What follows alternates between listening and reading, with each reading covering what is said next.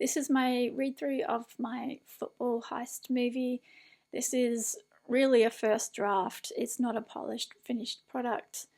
And I'm also a writer, not a narrator. So I'm sharing this as a proof of concept, and I will have another video that goes along with this that shares how I came up with this, why it never got made, and where I'd like to go next with other projects that I have in mind.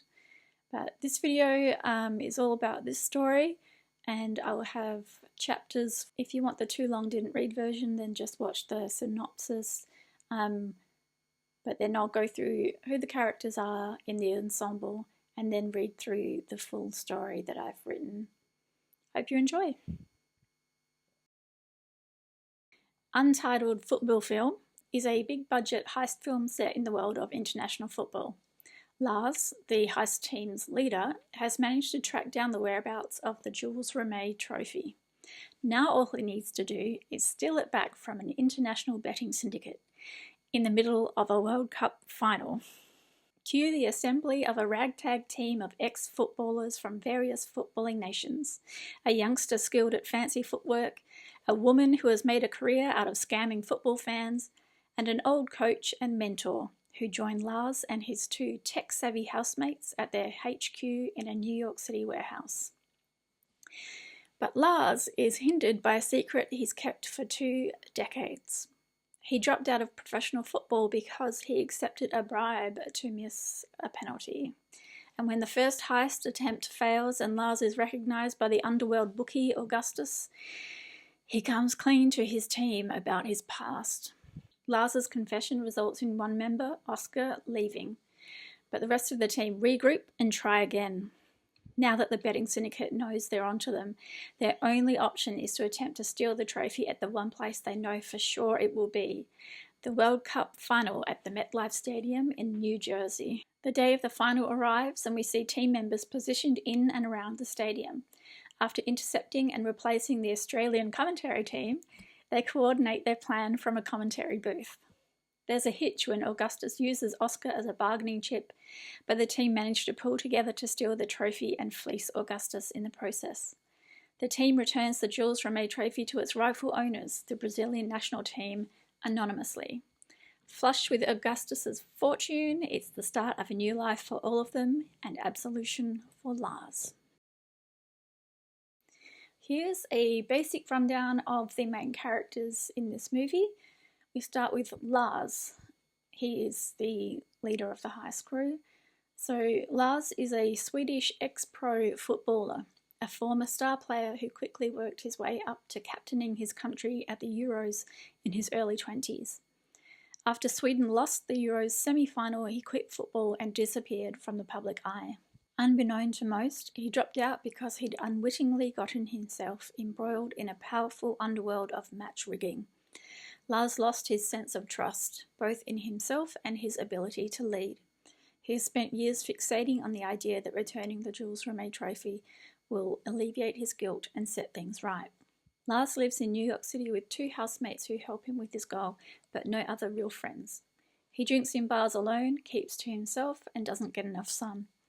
Through the assembly of old teammates, Lars finds his way back out of regret and into life again. Next is Augustus, our bad guy.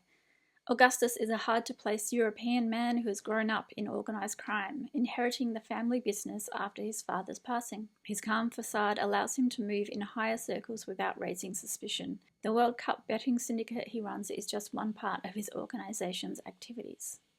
Claude, who I named before AI became a thing. Claude is a French coach. After years as a player, then assistant manager, he had the opportunity to manage the Swedish under-21 team, where he was integral in Lars' development. Feeling called to youth mentorship, Claude moved into coaching at youth academies. Claude has always felt he failed Lars and joins the crew for the chance to mentor Lars one more time. Oscar. Oscar is an Argentinian footballer who suffered injuries throughout his career that sidelined him repeatedly. When it was clear no club wanted to sign him, he started working for his father-in-law's electronics business. He's bored with the 9-to-5 but grinds on to provide for his family. Oscar holds a grudge against Rocco for convincing his daughter to wear an Italia jersey before she'd worn an Argentinian jersey. I feel like this is too much of a villain story for Rocco.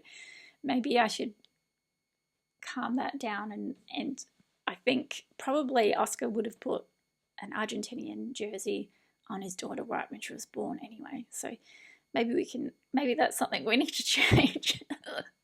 So Oscar is not happy to be working with Rocco, and his participation is strange from the beginning. So who's Rocco? Rocco is an Italian footballer who scored 1 goal in a Euro final back in the day and has lived off that fame in his hometown ever since. A knee injury forced him out of the game professionally, but he still joins in with his local community team as a player. He never wanted to step up to coach, not even to captain. He drives the same scooter he's had for 20 years and talks big about his plans to buy a Maserati next year. He doesn't take too much seriously, and not caring if he looks crazy in public is his best asset for the team. Rocco regrets his past behaviour with Oscar, but covers it with his carefree facade. He would like to make amends, but doesn't know how. Maurice. Maurice is from Côte d'Ivoire. He was picked for a youth training tour of Europe where he met Lars. After representing his country in football, he followed his calling into the priesthood. Maurice now has his own church and is trying to raise money to build a hospice for his most needy parishioners in their last days. He is multilingual and is on hand for any translating the team needs. Ahmed. Ahmed is an Iranian footballer.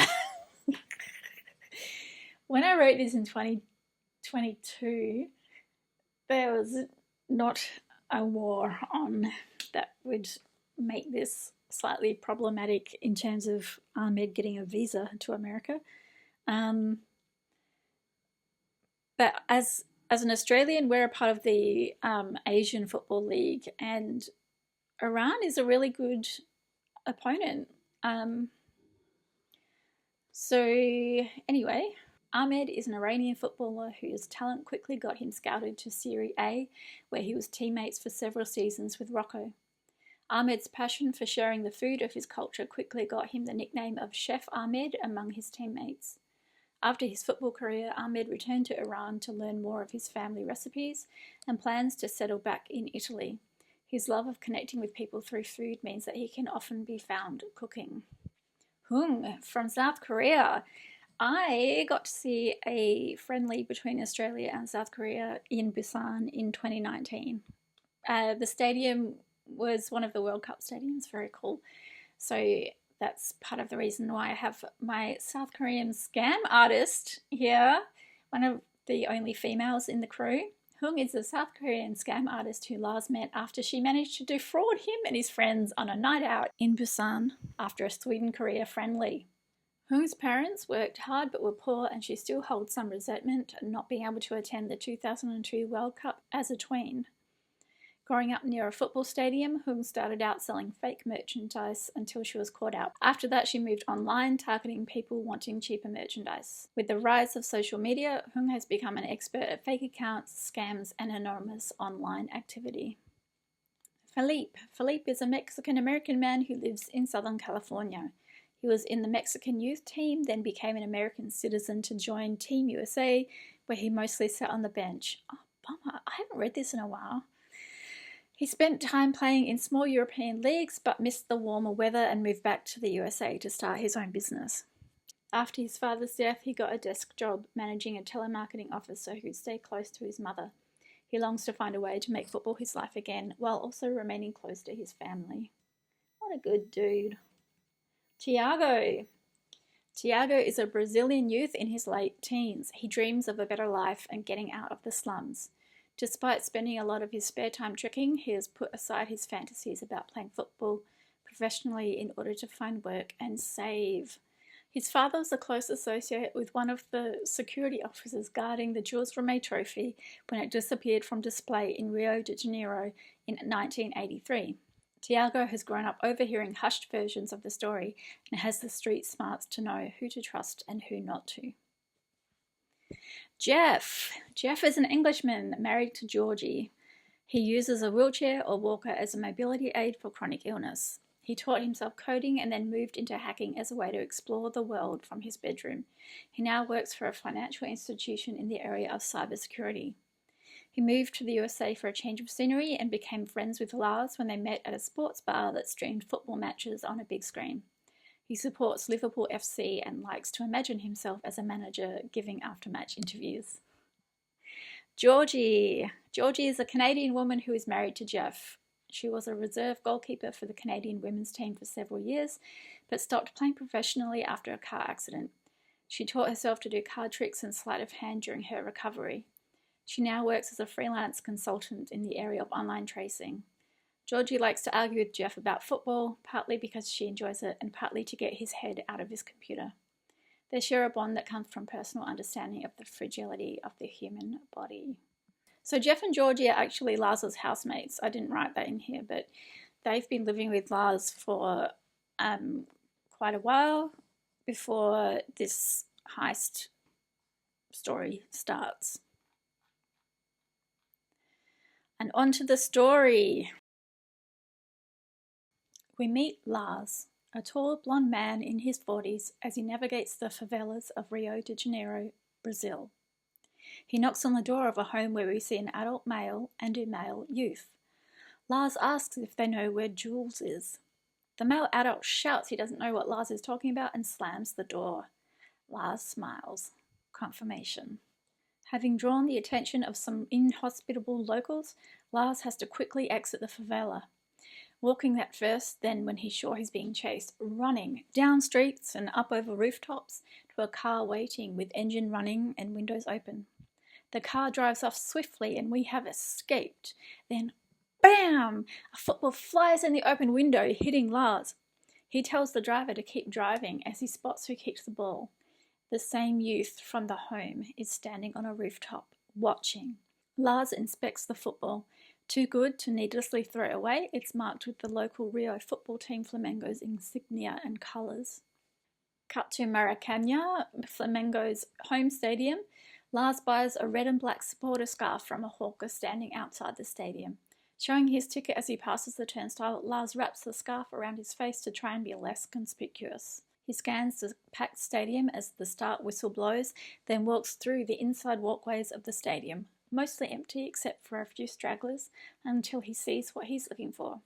The youth from the favela is pushing a cleaning cart into a bathroom. Checking nobody else is in the bathroom, Lars questions the youth. Tiago. Tiago wants a reward for what he says. Lars agrees. Tiago shares that the trophy was sold on to Calendar Man. He doesn't know any further details, but Lars already has everything he needs. He gives Tiago his hotel key, saying to take what he leaves there. Back at the hotel, Lars is packed in a few seconds, speaking on the phone to his tech crew. I found him. Booked flights. So Jeff and Georgie are the tech crew. He puts his phone down, leaving it at the hotel next to a fat envelope and a Brazilian passport application. Now we get the montage of getting all the crew together. We see Lars travel and make calls to convince old football friends and teammates into coming on board to help him out. They are mostly his age and following their post-football career paths. Rocco from Italy, Maurice from Côte d'Ivoire, Ahmed from Iran, Oscar from Argentina, and Philippe, a Mexican-American in California. We also visit a bar in South Korea where Lars recruits Hung by challenging her to a drinking match.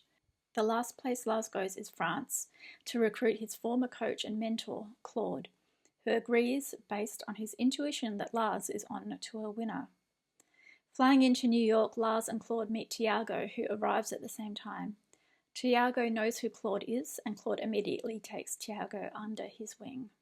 The team base themselves out of a warehouse in New York, where Lars and his two tech-savvy housemates live. That's married couple Jeff, who's English, and Georgie, who is Canadian. Oscar is unhappy to see Rocco there, refusing to shake hands. Lars briefs the team about the Jules Rimet trophy, which is now being used as a prize in an exclusive high roller betting ring that runs its own syndicate alongside the World Cup. The winner keeps the trophy for 4 years, then it's put back in the pot, along with big money. It's a simple system. Bidders get eliminated based on which teams they back. To find the trophy's whereabouts, they need to break into the hotel room of the bookie in charge, Augustus. Now that they know what the plan is, they need to learn how to work together. Claude suggests they start how he taught Lars, on the pitch. The team, minus Jeff and Georgie, plays a match of football together as a team at a local Brooklyn field where Lars and Claude observe the teammates. Hung sits on the sidelines with them, asking why they're doing it. Lars says, "You can learn a lot about the character of a man by the way he plays football." After a win on the field builds up their team confidence, they are ready for a short planning and training sequence and then on to the real thing. The Velodin Hotel in Manhattan is swanky but not exempt from the reality of several homeless people building ramshackle shelters in a side alley. A beat-up van parks beside the tent city, the team's ops van. Claude in the driver's seat, Jeff and Maurice in the back working ops. A bearded homeless man in beanie and overcoat loiters on the corner. Lars. The entire team is connected by earpieces. Lars watches as Augustus, flanked by Heavy 2 and Heavy 3, gets in a car and leaves. Heavy 2 and Heavy 3 are bodyguards. He tells the team, "We're clear to go." A shiny but indistinct car pulls up outside the hotel, driven by a besuited Rocco. A valet opens the rear door for Georgie, who steps out like she's Naomi Campbell. Rocco opens the boot and pulls the luggage out halfway. A porter comes to take it, and Rocco pushes the weighty luggage onto him, nearly buckling his knees. Georgie reaches out to help steady the porter, then turns and enters the hotel, carrying the door key she's just swiped. She palms it off to Oscar, who crosses her path as he walks towards the elevators. Tiago steps into the elevator beside him. Georgie gets to the reception, shrugs "wrong hotel", exits, and is quickly driven away by Rocco, leaving her luggage behind.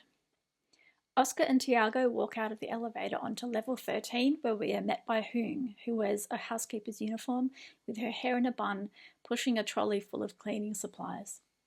With the stolen key, they let themselves into 1335, Augustus's suite. Tiago lets out a nearly silent whistle when he sees the room. Oscar nudges him. No time to enjoy the view. Tiago and Hung search the room and photograph items as Oscar goes straight to the wardrobe, using an electronic device to work on opening the safe. Tiago and Hung come up empty-handed, but Oscar's opened the safe to find a computer tablet. They plug a USB stick into it, and the ops crew, back in the van, work on decrypting and downloading. The sound of the door. Hung slides the wardrobe door closed as Oscar and Tiago duck behind the sofa. A man enters. Heavy 1, which is how we're referring to Augustus's right-hand thug. Hung distracts him with her suddenly halting English. Heavy 1 moves around the room, looking for anything out of place. Hung knocks something over and then asks, "Towels?" Oscar and Tiago heed the signal and creep to the bathroom as Heavy 1 turns back and looks behind the sofa. Turn down service?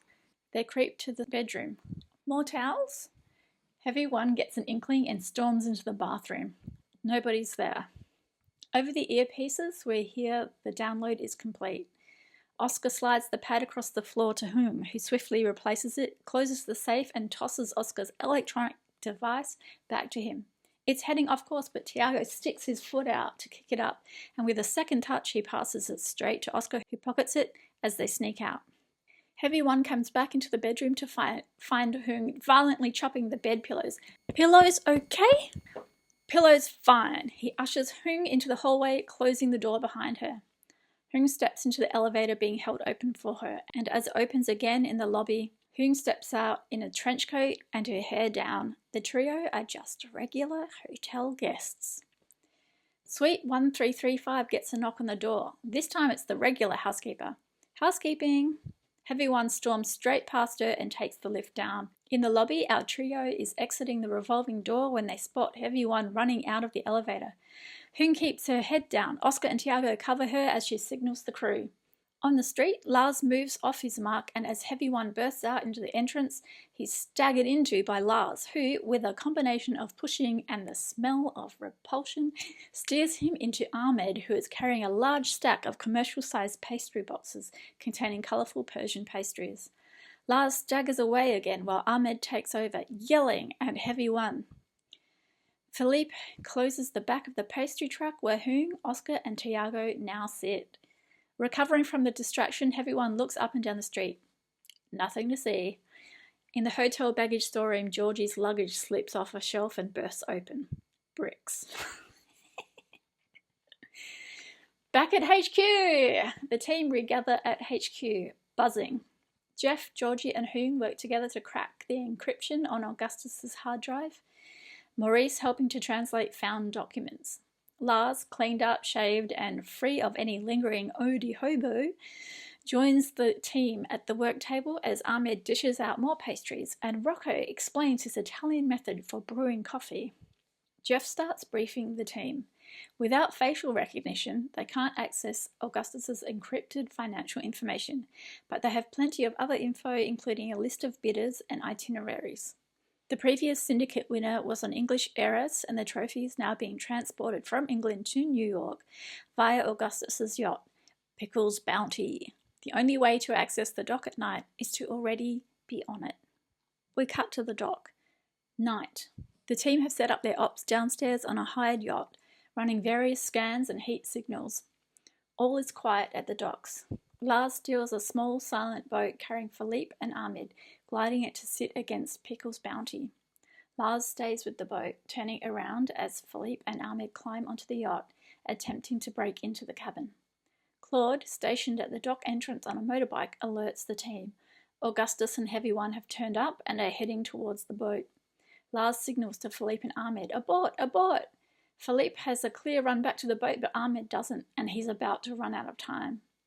Lars tells Philippe to get back to the team's yacht as soon as Ahmed is with him, then he sneaks on board. Augustus walks on board the yacht and turns a deck light on to find Lars sitting there, confidently. Augustus calls Lars by name, saying, "It's been a long time." The team, listening in on the monitors, is rattled. Lars keeps the conversation going, allowing Ahmed time to get to the boat. Claude instructs Philippe and Ahmed to go now, and they do. Lars asks Augustus about his father, Julius, and his son. What was it, Septimus? Quite a calendar family. Augustus clues in, asks if he's back because his money has run out. Lars hears in his earpiece the team are away clean and gets up. "I'd pay it all back if I could." Lars dives into the water and swims away. Augustus sends Heavy One to the cabin to check if anything's missing. Philippe and Ahmed are back on the hired yacht with the rest of the team as Claude tells them to lay low and meet back at HQ tomorrow. Claude rides his motorbike away from the dock, pulling over at a spot downstream where Lars has come ashore. Lars pulls his earpiece out and throws it away, angry, frustrated. That was a mistake. Claude pulls his earpiece out too, tries to encourage him. Things don't always go to plan. It's time to tell everyone the truth. Lars disagrees, but Claude presses on. "You know why I made you captain? You were never the strongest in the squad, and you messed up more than most, but you kept coming back and trying again. It's easy to lead from strength. It takes guts to lead from your mistakes. You picked this team for a reason. It's time to trust them." The next day at HQ, the team walks in feeling confused and betrayed. They want an explanation. Claude sets out chairs in a semicircle with one facing them, the hot seat. The team falls silent as Lars takes his seat to make his confession. The camera is straight on him. Mid-shot the whole time. No cutaways, no reaction shots, no flashbacks, no close-ups. Lars sits unrelentingly exposed in his own discomfort and regret. He shares that he didn't drop out of football because of an injury like people had assumed. He'd been young and stupid and placed a bet he couldn't meet, and when he owed big money, Augustus approached him saying he'd wipe his debt if he missed a penalty. So he did. Then after being offered good money to do it one more time, he figured, why not? After that, he couldn't shake Augustus and his crew's intimidation, and he struggled to live with the guilt of what he'd done and the fear of being found out. After overhearing something about the Jules from May trophy while around Augustus, he realised he was getting in deep with a major international organisation, and that's when he decided, with Claude's help, to disappear and start over in New York. Lars shares that he wants to find the Jules from May trophy to get right with football again, to take something back for the kid inside, who didn't care about money but just wanted to play. The team listened to every word. Some have a new realisation of what they're up against, but Hoong shrugs. It's not like they were going to be stealing from Girl Guides. There are questions, and Lars does his best to answer. Maurice is the first to embrace Lars, asking rhetorically, is football bigger than forgiveness? Rocco admits he would have taken the money too when he was young. Everyone's still on board except for Oscar, who feels betrayed. After Oscar and Lars stare each other down, Oscar grabs his gear and leaves. Philippe adds to the confessions by asking if he's ever told anyone about the time he gave his teammate laxatives so he'd shit himself in front of the girl he liked. Of course he has. Several times. It's hardly the same, says Lars. Tiago asks Philippe if he got the girl. That's not the point, asserts Philippe. Laughter breaks the tension and the team are ready to start over. Jeff, Georgie and Hoong remain at HQ to see what they can glean from the data they collected at the yacht. The rest of the team return to the football field in Brooklyn, and this time Lars is on the field, putting his body on the line. And he gets hit by the ball, and slammed by bodies, and drenched in mud, and he takes it. The opposition scores a goal, but gradually Lars finds his voice, shouting instructions and giving directions for play. And the team responds, starting to work together. They start a build-up to goal, get fouled, and get rewarded a penalty. The team stand aside for Lars to take it. He walks up, sets the ball, preps, kicks, and the goalie punches it back.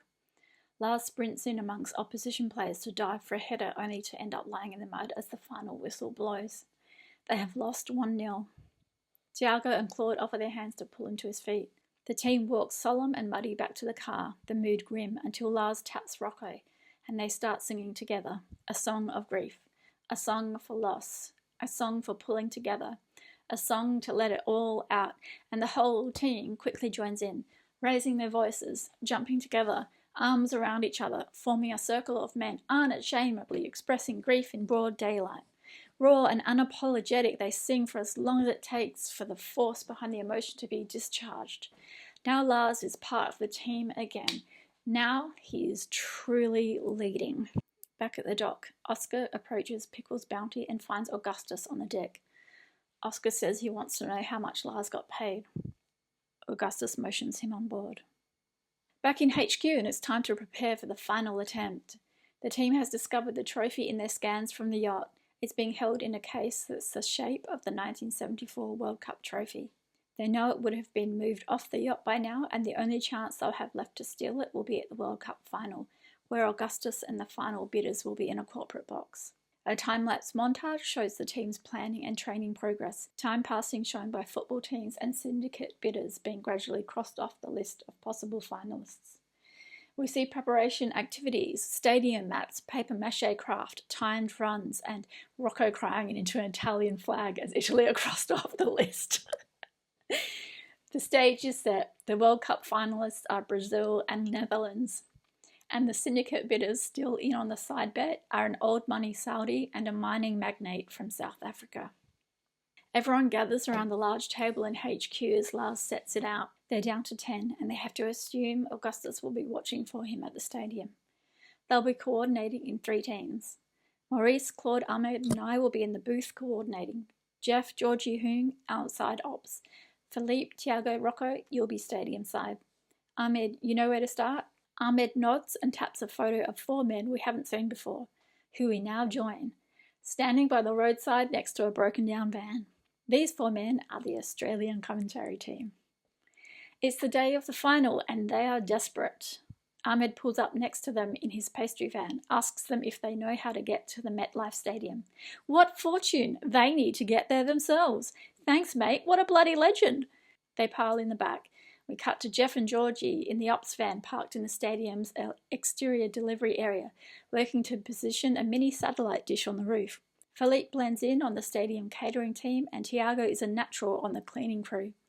Rocco is making his way through the crowds to a seat in the stadium dressed in full Netherlands supporter gear, except for that bit of blue jersey poking out from underneath.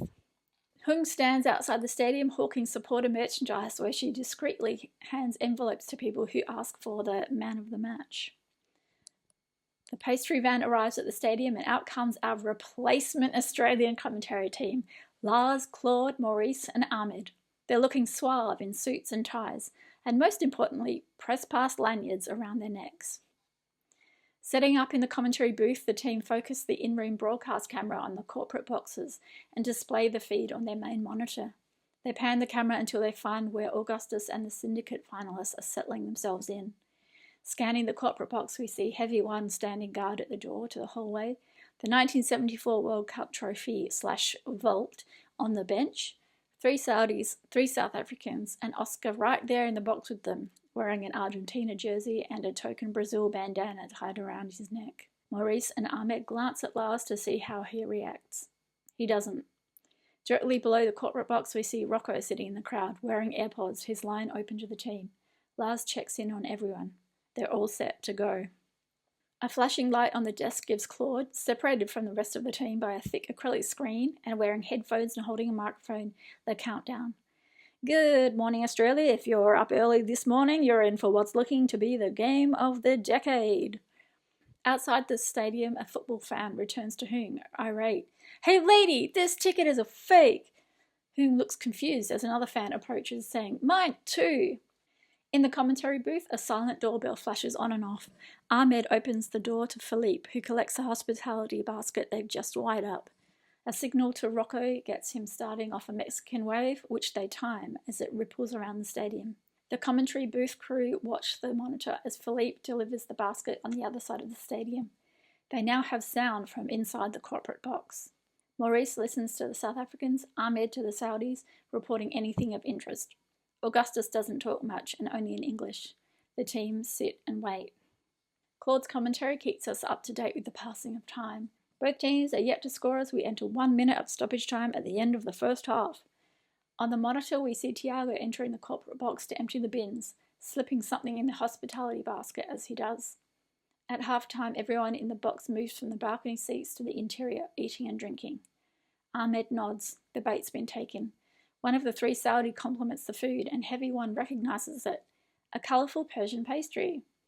The same that bumped into him outside the hotel. Heavy One calls Augustus over and they pull apart the hospitality basket. It's wired. There is instant distrust between the Saudis and South Africans. Augustus walks to the balcony, scanning the stadium. He knows Lars is here. He calls to Heavy One, who brings Oscar over by the scruff of the neck.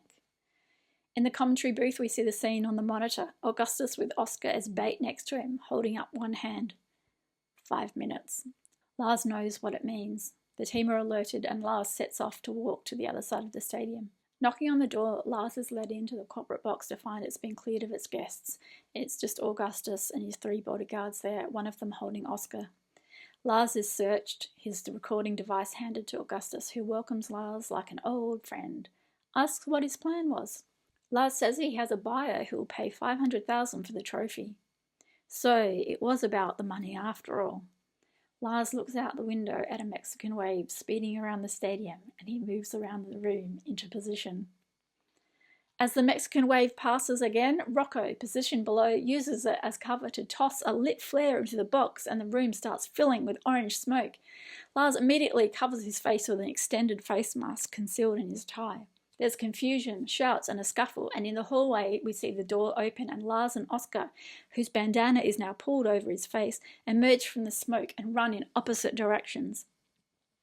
Augustus kicks Heavy 2 and Heavy 3, who are doubled over coughing, sending them in pursuit.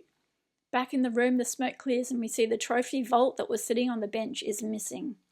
Augustus runs to the stadium side door of the box and we see Rocco charging down the seats, the trophy vault in his hands. Augustus yells for Heavy One to follow and he obeys, jumping the railing and running after Rocco. A knock on the door. Ahmed stands there in a security uniform, requesting to remove the flare and check the room for possible explosives. He asks Augustus to wait outside for security reasons. Augustus can't refuse. Ahmed closes the door behind him, then works quickly, lifting the real trophy vault from the trash and connecting an electronic device to it. He relays with Ops. It's a magnetic lock, and Jeff and Georgie run code in the van to find the frequency. Heavy 3 has caught up with Lars. Lars is empty-handed. It's too public a place for the Heavy to stop Lars from walking away. Heavy 3 checks in on his phone with Augustus. Not here. Then turns and heads back, letting Lars go. Jeff and Georgie watch their screen impatiently as it sorts through possible frequencies. Heavy 1 tries to head off Rocco, but Rocco makes it to the gate towards the stadium interior. Heavy 2 has caught up with Oscar, but he's empty-handed. Heavy 2 checks in, not with me, then walks away. Augustus is getting agitated. He bangs on the corporate box door. Jeff and Georgie get the frequency and send the code. Ahmed holds his phone up to the trophy. It clicks and falls open like a book. the Jules Rimet trophy sitting cushioned inside it, gleaming, as Augustus bursts in to find Ahmed walking out past him with a smoking garbage bag, saying the room is all clear. Ahmed throws the garbage bag into a cleaning trolley being pushed past at that moment by Tiago.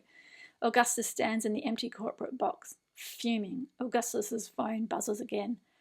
It's Heavy One, pinning Rocco against a wall in the stadium walkways. This guy doesn't have it. Heavy One hangs up, then crushes the fake trophy Rocco was carrying with one hand. Paper mache. Augustus runs back out to the hallway, past a row of waiters, and catches up with Tiago. Augustus tips over the trolley, spilling the trash and rummaging through it. He finds a bag with the trophy vault in it, open and empty. Ahmed has disappeared. Augustus kicks the trash in the background as Philippe walks in the opposite direction, carrying a silver cloche. Back in the stadium walkway, Heavy One finally lets go of Rocco. Rocco sees 2 stadium security guards over Heavy One's shoulder and seizes the opportunity. As Heavy steps away, Rocco stumbles sideways, yelling, his hands over his face as he crashes to the ground. He rolls on the ground in agony, a dive par excellence. Security races over and grabs Heavy One. One less problem for the team. Lars, Claude, Maurice, Ahmed and Oscar are gathered in the commentary booth, waiting. The door light flashes. It's Philippe. He puts the cloche down on the table and they crowd around it, expectant. He lifts the lid and we cut to Augustus. His tablet beeps. The open cloche has reconnected him to the tracking device on the trophy. Augustus sets out with Heavy 2 and Heavy 3 following. The team stand around the cloche for a moment, mesmerised, before coming to their senses. And they're on the move again, leaving the commentary booth and heading downstairs and out of the stadium, checking in with the team as they go. Jeff and Georgie are all set in the van. Rocco is heading towards the rendezvous. Hoong, standing in the middle of a group of very angry football fans outside the stadium, says she's on her way. Tiago acknowledges the rendezvous and does a 180 with his cleaning trolley. Lars, Claude, Maurice, Ahmed, Oscar and Philippe spill out into a parking and delivery zone where the pastry truck is parked. But before they can get to it, they are blocked by Augustus, Heavy 2 and Heavy 3. Augustus congratulates Lars, then makes the team an offer. He'll buy the trophy back for double the price, $1 million. The team look between themselves as Lars hears him out, then tries to bargain upwards. Augustus is firm on the price. It's a deal. Augustus asks to see the trophy. Lars prods Maurice to show it and Augustus pulls out his tablet, unlocking it with facial recognition. Lars steps forward to enter his details and once the money goes through, nods to Maurice to give the trophy back to Heavy 3, who hands it to Augustus. Augustus recommends they don't try doing that again and heads back into the stadium. Only the door they exited through can't be opened from the outside, and there's only one way out, past Lars and the team, who have all suddenly switched out of their jackets and are wearing their own national jerseys. And coming up behind them is Hoong and Rocco, leading a very large contingent of angry football fans. Hoong points at Augustus and yells loudly, "That's him! That's the guy who sold us the fake tickets!" The mob starts running directly towards Augustus, angry and looking for an outlet. Heavy 2 and Heavy 3 sprint directly to the delivery driveway entrance to pull both sides of a wire gate across, trying to hold it together as the irate fans yell and push against it. Augustus looks around him, but there's no exit. Lars dangles the pastry van keys in front of Augustus. The trophy. It's a bad deal, but the only one on offer. We hear a roar from inside the stadium. The game is over. Lars warns Augustus. A lot more angry people are about to come spilling out here. You really should go now. The mob starts working in unison to push the gate open. Augustus tries to snatch the keys from Lars, the first time we see him undignified. Lars repeats. The trophy.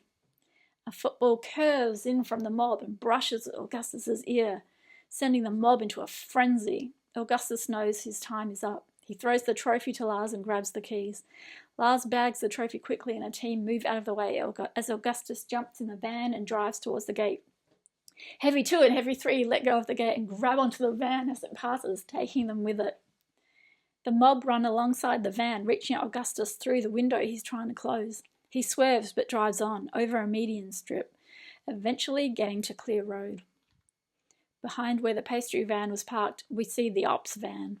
The ops van door slides open, revealing Jeff and Georgie. Lars asks, "Did we get it?" They grin. Yes. The door back into the stadium swings open to reveal Tiago, who parks his cleaning trolley across the door to hold it open. Rocco and Hoong return from the mob and the team gathers around the open van door, huddled in a circle. Lars passes the Jules Rimet trophy around, each of them taking a turn to hold it, pressing it against their jersey crests, feeling the weight of it. It passes to Rocco and he pauses, gives it to Oscar first. Oscar presses it against his shirt, kisses it, passes it back to Rocco. They're good. But there's not much time. Lars taps Tiago. One last task. Augustus is pulled over for speeding on the freeway by Cop A and Cop B. The heavies have disappeared. His bodyguards are nowhere now. Cop A asks him to open the back, and we see the Australian commentary team still there, handcuffs and mouths taped. Augustus protests, but is immediately arrested by Cop B. Augustus tells him he'll pay them $1 million each to let him go. Who turned that down? Augustus whips out his tablet to discover his bank account balance is zero. No, wait! Cop B bundles him into the back of the police cars. Cop A takes the tape off from one of the commentators' mouths, who immediately asks the important question. Who won the final? Netherlands, 2-0. We're back at the stadium. The Brazil national team's changing room is silent as the defeated team file back in, dirty and tired. In the centre of the room is a bar-height table with a small Brazilian flag covering a cylindrical item.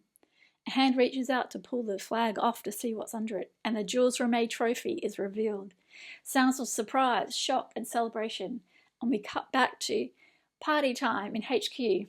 The team celebrates like they've just won the World Cup themselves, and then shh, as they listen to the television, which is still broadcasting the end of the World Cup, where the Netherlands celebrations is winding down and the game analysis is ongoing. We hear the commentator. Surprise now as the Brazilian team are coming back on the field. Most of the Brazilian supporters have gone home, but the team seems revived, and they're celebrating with the fans that remain. There's excitement. It looks like it can't be. It's the Jules Rimet trophy. Once again, Brazil have the Jules Rimet trophy. We've had one winner, but tonight both teams are holding a World Cup. 6 months later, we catch up with the team members living their best lives. Rocco drives through his neighbourhood in a Maserati, where Ahmed has opened his own Persian restaurant. Maurice inspects work on the building of the hospice, which has now expanded to include the building of a neighbouring youth sports centre. Hoong has an office where she provides consulting services to businesses being scammed, and she speaks on the phone about an upcoming job to Georgie, who is with Jeff as they renovate a Rhode Island beach home to make it wheelchair accessible. The old HQ is now home to the several homeless people we saw camped beside the Veloden Hotel. Oscar hands out ice creams to his family in the stands at a Real Madrid match in Spain. Philippe sits behind the counter of his newly opened neighbourhood football store while his mother busies herself in the back room ironing numbers onto the back of personalised jerseys. And Tiago is now in France as a participant at the youth academy managed by Claude. A newly tanned Lars sits on the sidelines, watching as Tiago is put through his paces. Claude comes to sit next to Lars, asks how everybody's doing. Great. Claude presses. What's next for you? Lars puts his head back and enjoys the sunshine on his face. A free man, no longer hiding from the past. I'm not sure. Claude offers. I could always use an assistant here. Lars considers. I wouldn't know where to start. Where we always start, says Claude, walking back and tossing the football to Lars. On the pitch. Lars turns the ball methodically a few times in his hands, then gets up.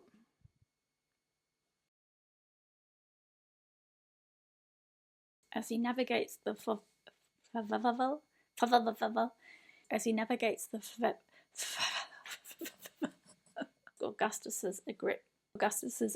Augustus's encrypted in Rio de Janeiro.